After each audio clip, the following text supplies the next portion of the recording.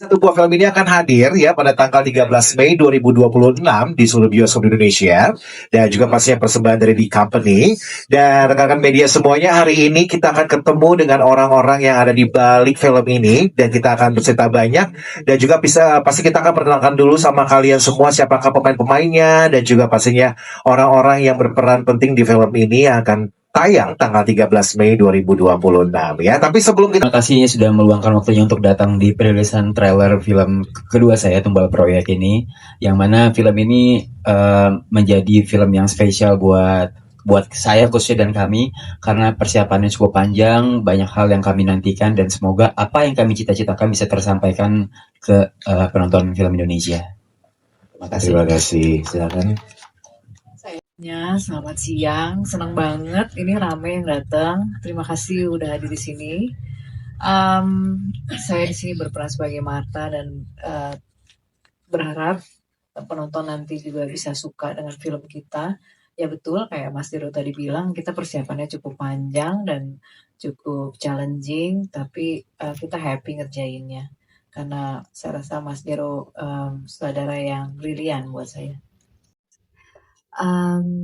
Aku jujur baru pertama kali juga lihat trailernya and I'm amazed. Keren banget.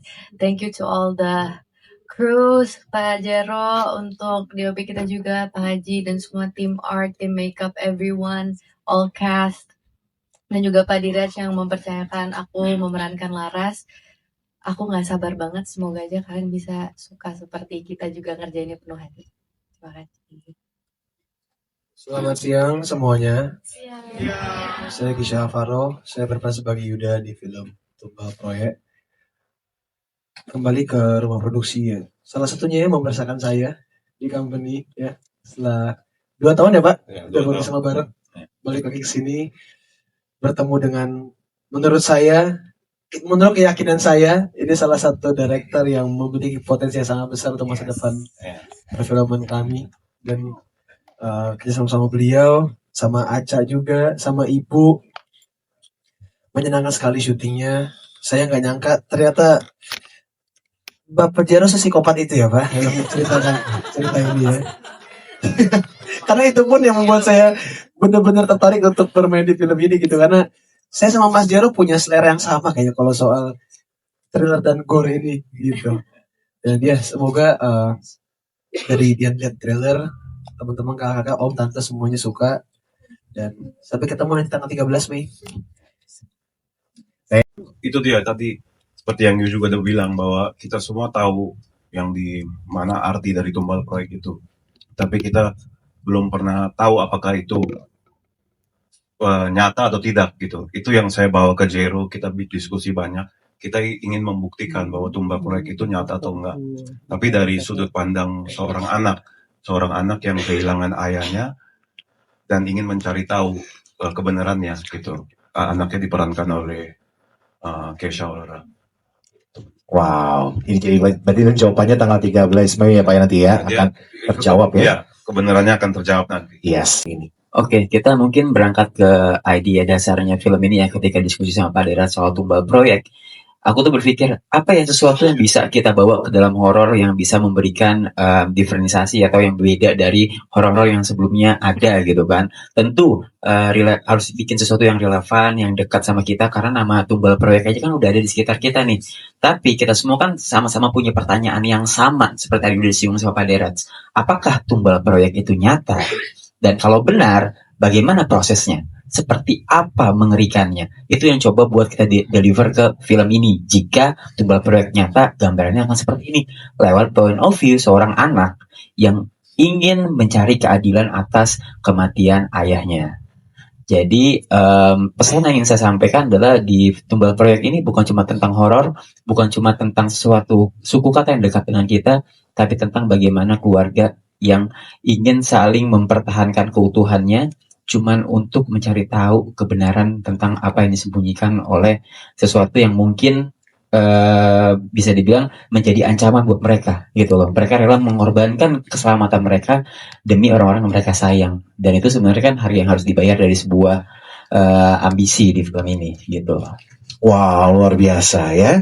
Oke, kalau tadi ketakutan yang aku selalu bawa di film horor itu, yang salah satu yang paling menakutkan adalah ketika kita tidak tahu apa-apa akan apa yang akan terjadi terhadap bahaya yang akan datang. Kita tahu ada bahaya tapi kita nggak tahu bahaya itu dari mana dan kemudian dalam bentuk apa gitu. Itulah yang aku bawa di Tumbal Produk ini. Secara penuturan kita pakai karakter drivennya Yuda gitu, seorang anak yang gelas kosong sama seperti kita, tidak tahu apa-apa, kemudian menyusup ke sebuah proyek untuk mencari tahu kebenaran, dan disitulah misteri demi misteri dibuka lewat point of view Yuda yang sama seperti kita, gelas kosong, nggak tahu apa-apa, sampai akhirnya tahu informasi terbaru, sampai menjadi saksi dari peristiwa-peristiwa mengerikan yang terjadi di balik kata tumbal proyek itu. Kalau untuk karakter Laras sendiri ya, sebenarnya karena Laras itu juga lebih punya connection ke ibu dan tahu walaupun ayahnya hilang, tapi she has bigger empathy to her mother. Dia punya rasa yang lebih menjaga dan juga lebih fokus ke ibunya. Berbeda banget dengan Mas Yuda. Kalau Mas Yuda itu dia memang punya connection special bondnya tuh sama ayah. Kalau Laras emang sama ibu. Jadi ya tipikal, kalau anak kan gitu ya, ada yang lebih connectionnya ke ayah, ada yang lebih ke ibu gitu. Oke. Nah, ketika proses syuting gitu, ada nggak yang paling menguras emosi tuh sisi apa tuh kira-kira? Yang tapi aku nggak bisa sebutin adegannya. ada satu adegan yang menguras emosi banget. Boleh nggak aku pokoknya lagi berdoa. Oke. Itu boleh. Cluenya itu ya. Cluenya itu. Cluenya Pokoknya itu ya. lagi berdoa dan itu sangat menguras emosi banget karena setelah cut pun aku kayak masih nangis gitu. Kayak itu benar-benar into banget karena Mas Jero sendiri emang kalau misalnya kita lagi take adegan yang berat gitu pasti pemainnya dikasih space kan. Jadi kayak di dalam ruangan itu cuman ada DOP sama kamera doang. Jadi aku saat melakukan adegan tersebut aku merasa aku lagi sendirian. Jadi nggak berasa lagi syuting, jadi lebih dapet gitu. Itu rasanya ke aku tuh nyampe di monitorku. Aku sampai ikutan kok sedih ya gitu, karena benar-benar doanya tuh Laras tuh membuat sebuah perubahan, doanya membawa lebih ke dalam lagi, dan itu benar-benar naikin level itu, transfer ke kamera ke monitor tuh berasa banget. Semoga di layar besar lebih terasa nantinya. Amin. Luar biasa, jadi penasaran kan ya. Ini senang karena emang aku kebetulan emang aku kan dari kecil mungkin sering ya dengar kata-kata tumbal proyek, tapi emang aku tuh tipikal yang harus lihat sendiri baru aku bisa percaya. Nah, tapi dari film ini, entah kenapa jadi kebayang gitu, wah ini kalau misalnya beneran ada, it's going to be really scary. Serem banget sih. Ketika saya baca skrip, saya suka, terus saya memutuskan untuk ngobrol sama Pak Jero lah. Kami teleponan, saya lagi kerjaan, lagi ada bikin lagu atau apa, langsung teleponan sama Pak Jero, Pak, ini saya Kisha, Bu, jadi Yuda katanya Pak. Iya boleh ceritain nggak sih Pak gimana sih film ini? Terus Pak Jero benar-benar menjelaskan di telepon itu sampai mungkin setengah jam atau sejam kita teleponan ya Pak. Iya. Dan ketika mulai masuk ke skenario, bagaimana Yuda itu karakternya dimulai dari seorang yang kosong, gelas kosong seperti Pak Jero bilang, yang pelan-pelan akan terisi seiring berjalannya pengalaman-pengalaman dia di tempat proyeknya gitu. Kalau ngomongin soal capeknya pekerjaan fisik ya jelas saya belajarnya di film ini. Saya belajar nyangkul, saya belajar pokoknya semua perkakas yang saya nggak pernah sentuh di rumah saya sentuh di film ini. Terus saya juga ada bawa alat berat dan itu sangat menyenangkan sekali pengalaman itu. Saya bawa eskavator yang dimana ketika saya bawa semua kru kayak siap-siap lari gitu karena takut tiba-tiba kebablasan atau apa pada saat syuting, tapi alhamdulillah semuanya aman-aman saja. Saya juga lumayan kesulitan di awal untuk berdialek Jawa Timuran ya Pak Jero. Iya. Jawa Timuran. Dan saya menjadi orang Katolik di film ini. Iya. Jadi saya belajar juga, saya cukup intens sama Aca buat nanya-nanya. Dan juga belajar doa Bapak kami sama Aca gitu. Karena untuk kebutuhan adegan. Ya menyenangkan sih, saya senang belajar POV baru. Dan yang lebih pasti setelah selesai saya syuting film ini, saya lebih akrab sama Mas Jero ngomongin gore-gore dan thriller-thriller ini ya Pak.